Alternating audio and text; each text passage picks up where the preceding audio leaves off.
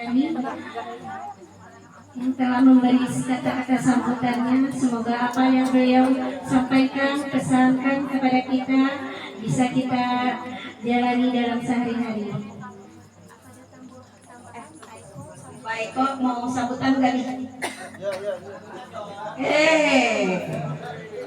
Untuk selanjutnya sambutan dari Bapak Ketua Anak Ranting Limus Nunggal kepada Bapak Eko Setiobudi SME. Kepada Bapak Eko Setiobudi, waktu dan tempat dipersilakan. Bismillahirrahmanirrahim. Lillahi ta'ala al-Fatihah.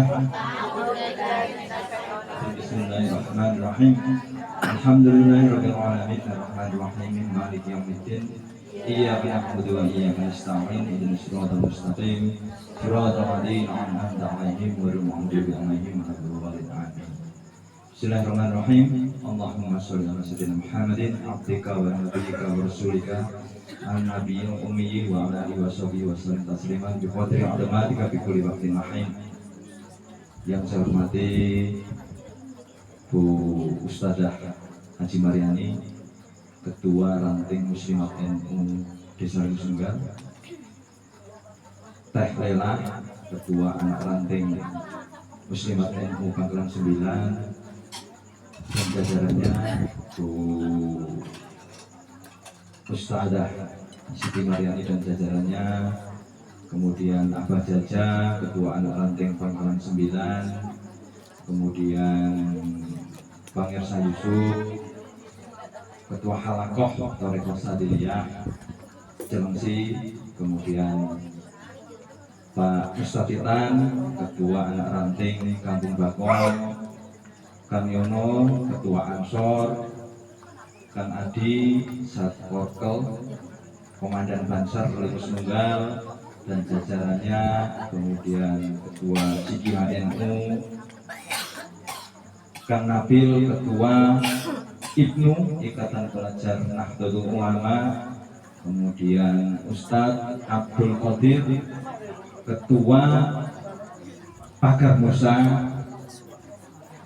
ibu-ibu, bapak-bapak, jamaah, keluarga besar NU Desa Limus Nunggal. Pertama, puji dan syukur kita panjatkan kehadirat Allah Subhanahu wa Ta'ala atas nikmat iman, nikmat Islam, dan nikmat sehat, sehingga malam hari ini kita sama-sama memperingati Maulid Nabi Muhammad SAW 1446 Hijriah. Salawat juga salam kita selalu panjatkan kehadirat junjungan kita Nabi Agung Nabi besar Nabi Muhammad SAW. Jadi yang pertama, yang kedua, saya mohon maaf mungkin kalau ibu-ibu lihat ketua rantingnya mungkin nggak pakai peci, pakai jin, pakai apa gitu. Ya inilah saya kalau bapak-bapak udah selesai lah, di bapak-bapak udah selesai, udah selalu saya sampaikan, jangan melihat orang karena penampilannya, tapi lihatlah orang karena hatinya, ya. Jadi kalau mau melihat orang karena penampilannya, kalau mau diajak sombong-sombongan, insya Allah saya berani. Ya, ayo kita lihat jamnya berapa. Jam tangan saya insya Allah harganya 120 juta. Kalau mau lihatnya penampilan, ayo pamer-pameran boleh. Saya kebetulan hari ini nggak pakai cincin berlian, biasanya saya pakai cincin berlian. Hilang satu, saya masih punya 6. Makanya saya selalu sampaikan, saya kemana-mana, ketuanya pakai celana jin, kadang bahkan saya kadang kaosan, ngaji dan lain-lain, kaos nggak pakai peci dan lain-lain. Pernah ada yang ngejek, masa ketua NU begitu? Ya, saya tanya, tas saya ini, saya bukan waktu itu bawa tas Berry, kurang lebih harganya 60 juta. Saya tanya, tas saya ini untuk beli motor dapat berapa banyak? Saya paling marah kalau dihina karena penampilan. Kenapa? Karena saya di bapak-bapak selalu ngomong, belajar itu menata hati, bukan menata baju. Kalau niatnya menata baju, insya Allah saya berani. Kalau mau hanya mau pamer-pameran, insya Allah mobil saya juga Camry. apa ya hampir 1 miliar lah. Tapi saya kemana-mana naik motor ya Bu ya, kemana-mana naik motor hitam dan lain-lain. Tapi itulah satu hal yang kemudian apa perlu saya sampaikan, bahwa kita niat bukan untuk menata, kita niat bukan untuk menata wajah dan fisik, karena ketika mati ya pasti dimakan cacing. Tapi ayo kita menata hati. Kenapa saya perlu menyampaikan ini? Sekaligus pertama saya sangat bahagia, saya paksa Teh Lela ini sambutan luar biasa. Jadi kalau ibu-ibu mau tahu, mau jujur, pertama kali saya pelaku ada Teh Lela dan lain-lain. Begitu saya mau bikin pengajian Muslimat NU di sini, ketemu malam-malam 5 orang. Ada saya, laki-lakinya saya, Ustaz Karimat, Teh Lela dan lain-lain. Saya nggak perlu sebutkan namanya. Pak, saya ini biasa mangkal di coklat. Saya ini biasa judi. Saya ini biasa mabuk. Tempatnya di mana? Di sini. Inilah tempatnya. Apakah saya boleh ngaji? Apakah saya punya hak atas surga? Apakah saya boleh ikutnya? Saya jawab, pertama, saya bukan panitia surga yang akan mengatur orang untuk masuk surga. Urusan surga itu urusan rahmat Allah. Yang penting kita berbuat kebaikan untuk banyak orang. Yang kedua, saya bukan panitia hisab yang menghitung iman orang itu seberapa besar. Karena kalau mau jujur, sholat saja kita mau khusyuk susah. Sholat yang diingat suami, sholat yang diingat istri, sholat yang diingat macam-macam. Jadi saya pertama, saya sangat bangga dan saya sangat senang, meskipun tadi mukadimahnya masih belepotan, ya tidak apa-apa, minimal sudah berani tampil di depan orang. Yang kedua, alhamdulillah, kalau di tempat yang lain, di bapak-bapak NU ngajinya sudah sulam sakinah. Bahkan ada yang ngomong ke saya, ketua, kenapa nggak ngaji Ihya Ulumuddin? Sementara kami di sini ngaji Iqra, a ba. Tapi saya sangat bangga, ibu-ibu udah tua. Dulu saya dikatakan saya bikin pengajian yang namanya ngaji tajwid. Ada yang komplain, orang udah tua, udah ompong, udah mau mati, ngajinya tajwid. Saya jawab, kalau santri masuk NU sejak zaman Nabi Adam sudah masuk.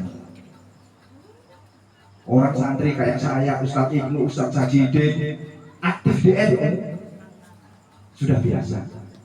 Mungkin bapak saya waktu mau bikin itu ngaji foto uyun dulu, doa mau jimat atau doa mau bikin anak biar anaknya soleh, ngaji ada di foto uyun, ngaji itu dulu. Kita sudah ngajiin mau bikin.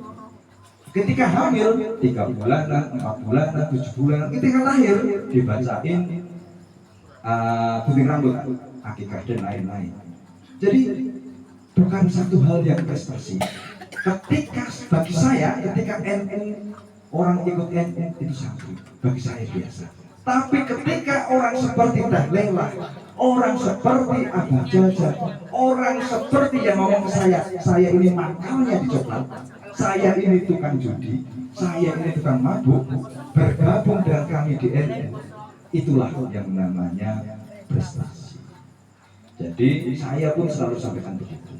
Meskipun kemudian dikomplain, ya namanya dikomplain yang wajar, gitu ya. Jadi saya selalu berpikir, saya sampaikan ke Teh Lela, saya sampaikan ke Abah Jaja dan pengurus-pengurus NU yang lain. Sebagaimana firman Allah dalam surat Al-Nasr, kita semuanya diuji, kita semuanya mendapatkan kesulitan.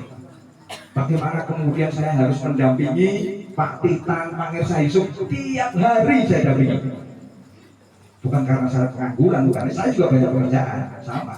Tapi kalau tidak didampingi tiap hari, beliau-beliau yang sedang senang ber-NU di komplain orang istighosah itu apa, NU itu apa dan lain-lain. Itu luar biasa. Akhirnya bapak-bapak, ibu-ibu bisa saksikan yang ada di grup NU, hampir tiap malam kita itu nggak istirahatnya ngaji. 7 hari kita itu hanya istirahat malam Sabtu. Itu pun karena saya veto. Malam Sabtu saya saatnya torekohan, tidak boleh ada ngaji. Yang lain tiap malam kita ngaji. Tanya deh bapak-bapaknya itu. Makanya saya selalu ngomong, kalau di NU ujian pertama dikomplain istri, ujian kedua dikomplain anak. Tapi nggak usah khawatir.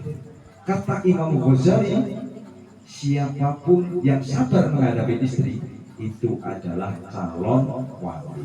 Itu selalu saya sampaikan kepada bapak-bapak. Jadi alhamdulillah. Tanya aja bapak-bapaknya semuanya.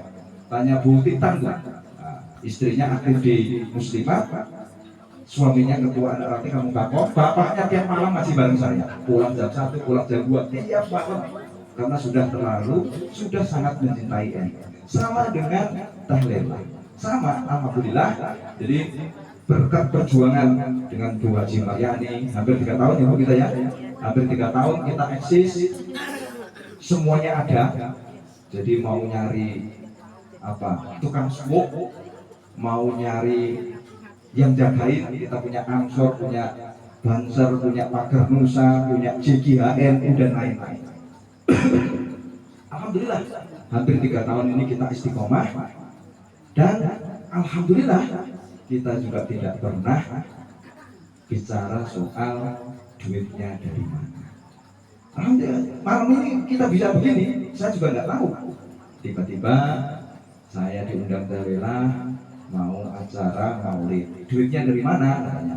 Kata Tahlela, nggak usah mikirin duit Pak, kalau ngurusi NU insya Allah duitnya ada. Ya alhamdulillah malam ini ada.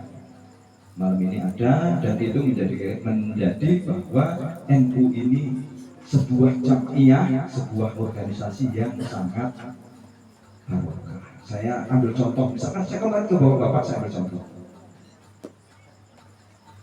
Di Mekah itu ada satu makam namanya Makmur, atau di Madinah ada satu makam namanya Baqi'.